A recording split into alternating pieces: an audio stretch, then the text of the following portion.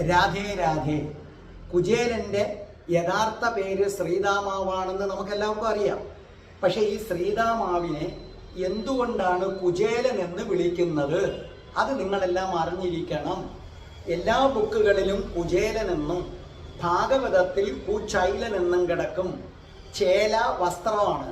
അപ്പൊ കുചേലൻ എന്ന് പറഞ്ഞാൽ ജീർണിച്ച വസ്ത്രം ധരിക്കുന്നവൻ. കുചൈലൻ എന്ന് പറഞ്ഞാലും അർത്ഥം ജീർണിച്ച വസ്ത്രം ധരിക്കുന്നവൻ. അതായത് ഈ ശ്രീതാമാവിനെ സംബന്ധിച്ചിടത്തോളം ശ്രീതാമാവിന് നന്നായിട്ടറിയാം ഞാൻ എന്നത് ആത്മാവാണെന്നും ആ ഞാൻ ഒരു ആത്മാവിനെ പൊതിഞ്ഞൊരു വസ്ത്രം ധരിച്ചിട്ടുണ്ടെന്നും അത് ജീർണിച്ച വസ്ത്രമായ ഈ മാംസളമായ ശരീരമാണെന്നും ഉത്തമ ബോധ്യമുള്ളവനായതുകൊണ്ടാണ് അദ്ദേഹത്തെ കുചേലൻ എന്ന പേര് വിളിക്കുന്നത്.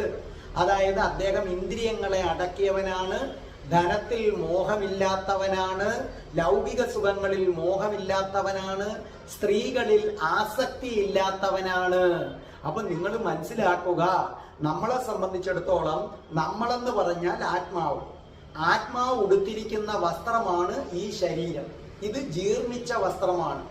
ഈ ശരീരം എന്ന ജീർണിച്ച വസ്ത്രത്തിന്റെ പുറത്ത് മറ്റൊരു വസ്ത്രം ധരിച്ചിരിക്കുന്നതാണ് നിങ്ങൾ ഈ കാണുന്ന ഷർട്ട് എന്ന് പറയുന്നത്.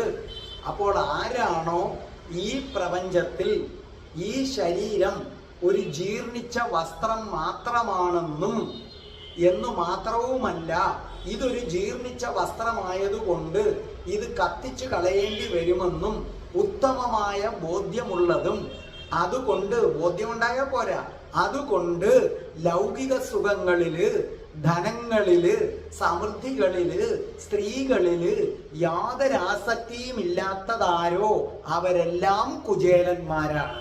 അപ്പൊ ശരിക്കും പറഞ്ഞാൽ നമ്മളെ സംബന്ധിച്ചിടത്തോളം ജീർണിച്ച വസ്ത്രം പേറി നടക്കുന്നത് കൊണ്ട് നമ്മളും കുചേലനാണ്.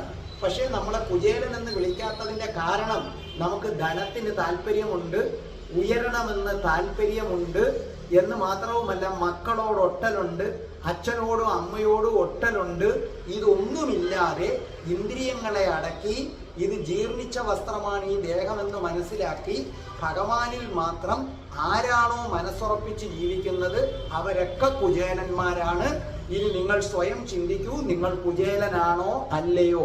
അല്ലെങ്കിൽ കുചേലനാകാൻ ശ്രമിക്കൂ.